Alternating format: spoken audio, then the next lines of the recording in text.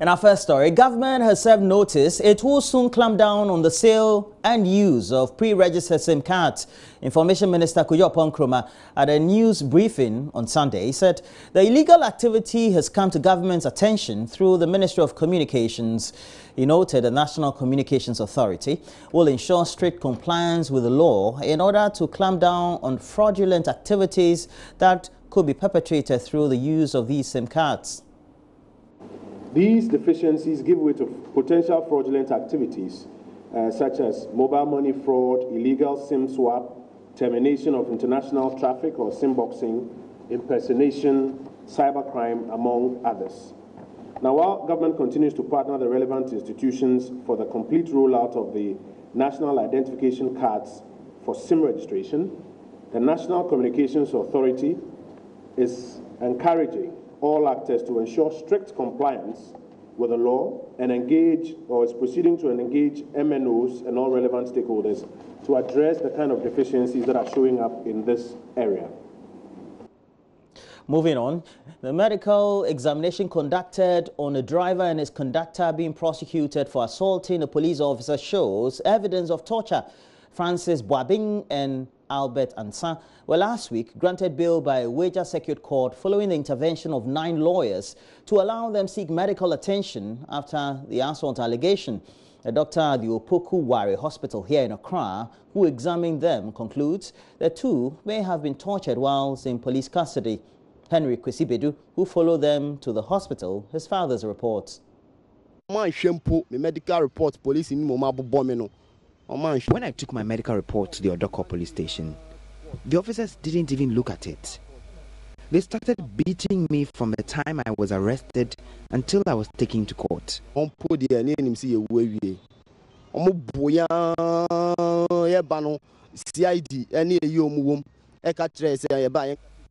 the judge remanded us, we knew we wouldn't be spared. The investigator said we should plead guilty and our sentence may be reduced. But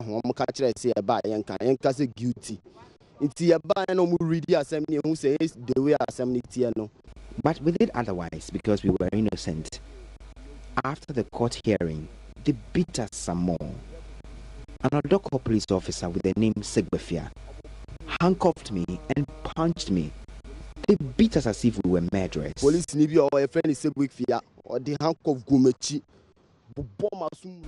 The situation got worse when we were taken to the CID headquarters. Female police officers also beat us with handcuffs in their hands. The BNI helped us.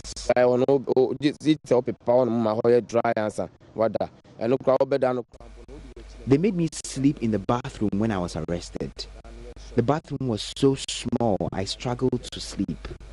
On Friday, March 15, when my driver was also arrested, he joined me in the bathroom together with other inmates. Back. Second, inside. No, so honestly, later not by inside. No, every Friday not by inside. No, and before we were taken to court, any police officers who had seen the viral video and felt like beating us did. The police officer we fought also had his turn and hit me hard in the head. My pelvic area was stomped at the CID's anti-armed robbery unit. The BNI saved us. They didn't lay a finger on us. They took us to the hospital. Let's take you to the Ashanti region. And 3 months after JoyNews told the story of the plight of residents of Kwamang number 1 and 2, people there are still drinking from untreated ponds. The reason is a complex one. Those connected to the pipelines running through the community sell the water at a high cost.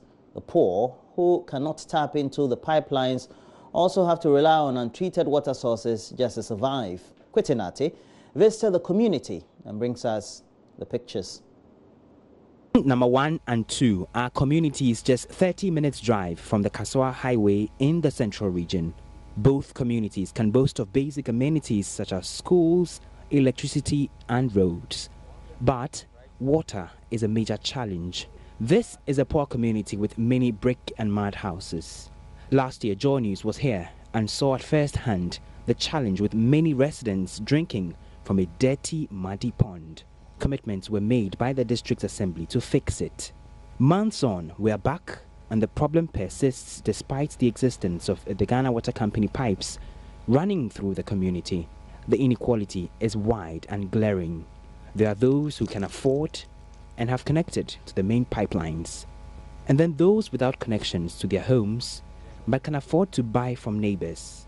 But the majority cannot afford at all and are compelled to rely on this pond in Kwamang number 1 that we discovered last year when we visited. 50-year-old Abba Bompetiba depends on this pond because she cannot afford the 50 pesos charged by water operators.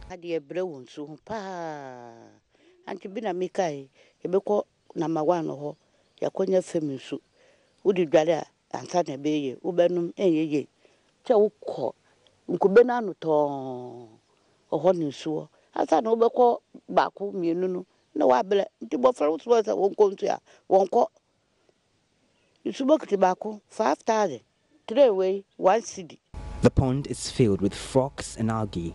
It looks greenish on the surface, but after scooping the water, it reveals a dirty brownish color surrounded by overgrown weeds. Many residents of Kwamang number 1 also depend on this pond.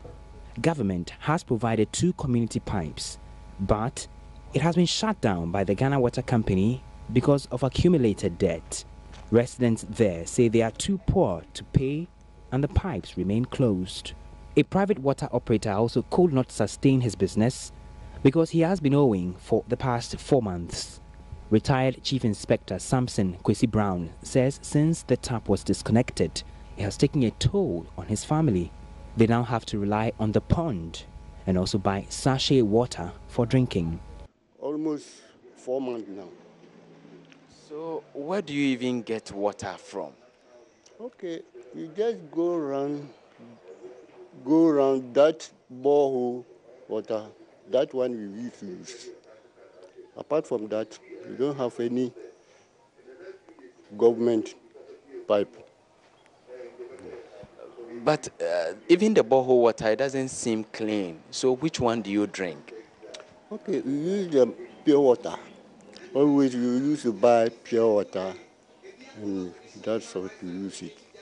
Pipelines run through both communities, but it's only a few people who are able to connect. And those few are the likes of Zainabu Mustafa. Many are poor in these communities. They walk long distances to fetch from dirty ponds. The only remedy is to boil this water for drinking, but not many people do that.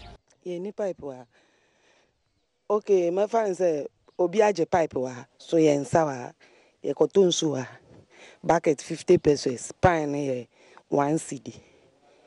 Na den na nipa na waje pipe we kire ho mbunsi ho. Okay, ono so no on say obi na obi fie. Nti so nipa ne ma ne kwan say obi nse bia. Eno de ebetumi asa sisi ano ono nka say yen kosa ntimi ntumi. Nti say me so misika me wo no na me so me de beto me de. Inti eya okubu nsuo ne wen. Me bunwa. Polytank ne fi ano. Eya pipe. Na we amboa ne na mi sesi ana no nso kobu wen. Eya ye bu Kwamang school no park ne so. Ne ye di sinyama ne ye di dwale. Nti ye be dwale sa na ne ye di deto. Ye sonne so ye di deto ne ye di egu. DCE for Ewutu Senior Stephen Quay says this reality is a big problem. It's really bad because they all fetch from that. Well, this Kwamang we're talking about is in the central region. But let's take you to the Ashanti region proper. And residents and road users on the Ejisu-Kumasi corridor will have to wait for apparently 1 more month to have relief from the current congestion caused by an ongoing construction work. Removal of 4 roundabouts on the stretch ordered late 2017 by the Minister of Roads and Highways, Kwesi Amwakwata, has since delayed with its attendant inconveniences to road users. Executing firm Joshua Construction now says work will be completed by the end of April. Nana Sensumenta has more in the following report. A journey from Accra to Kumasi enters an irritating phase in the last 15 kilometers or less on the stretch from Ejisu At rush hours, motorists and passengers enduring bumper-to-bumper traffic situations sometimes for up to 1 hour before reaching their destinations. Even hawkers who are making a windfall out of the situation appear tired and can't wait to see the end of it.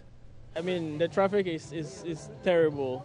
So if you are going to work, you have to leave early, and you spend so much time. You get to work, you have problem with your superiors and all that. So, and it's been long. I was just talking to someone this morning.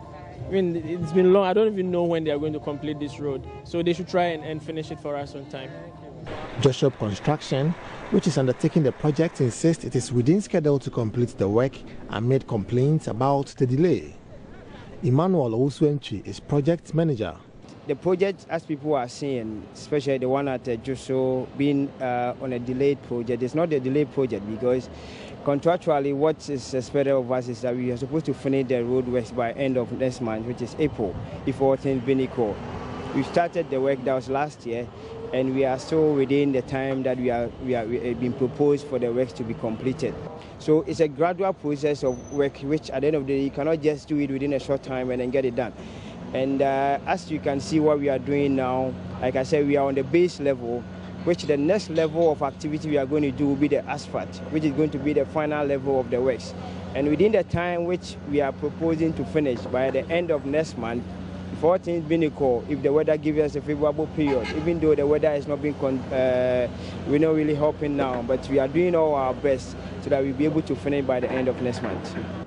Widening of the road is also giving rise to concerns about pedestrian safety. Mr. Oswentry, however, assures measures will be put in place to protect people. They proposed for us to have a median and a separator. The median is the one that will pick the people from the two lanes so that they can stop over there and then check before they cross. There's also going to be a traffic light at where there used to be a runabout, where that traffic light is going to control the crossing of people, the crossing of the other vehicle that will be passing around the area. So it's going to really prevent the people from getting a problem into accidents. All right. Nana Asensumensa reporting. Well, several hundreds of kilometers down south is the community of Narubu. Many of you may have heard it before. We're going to land there. It's a small village located in the Ketu South municipality of the Volta region. It is known for its traditional and spiritual shrines. The shrine, apparently founded by Togbui Saba, is said to give believers instant justice.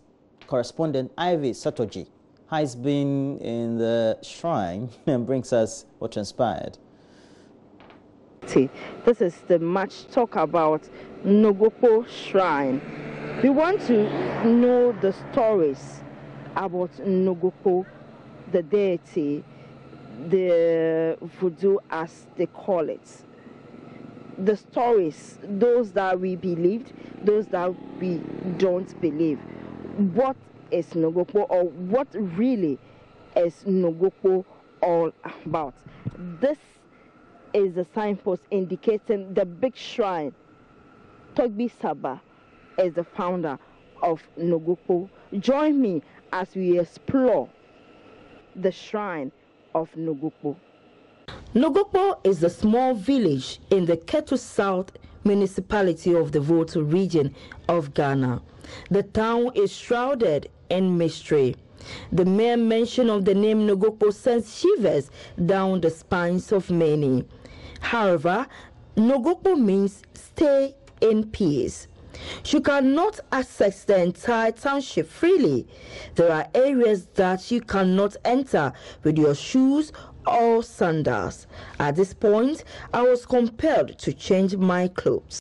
So this is my outfit for today. As you can see, I'm using two of them. One there, and then I'm using the other one to cover it up.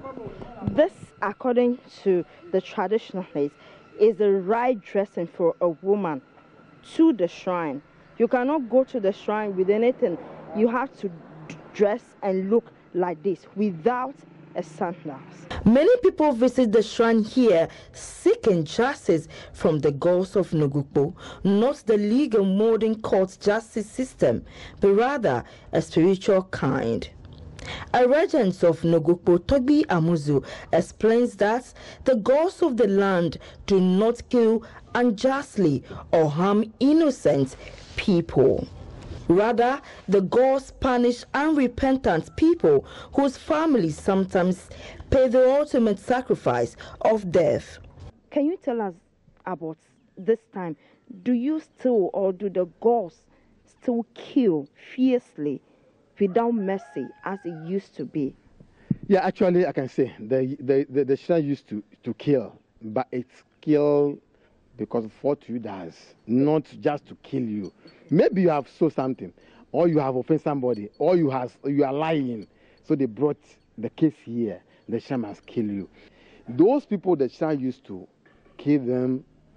After the shrine kills you, they have to take one human being to replace to be saving the family where the shrines enter to save the god. So those people are all of them are Nogokpo.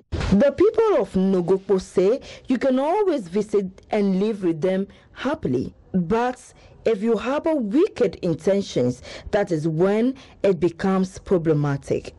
Here, a crime such as stealing is almost zero. I believe you should know why. Ivy Satoji, Joy News, Nogokpo. Well, that was a recall of one of our Ghana stories. Of course, we've ended the month of March, but we're beginning April. We began today, the 1st of April. Thank you for joining us for the latest news update.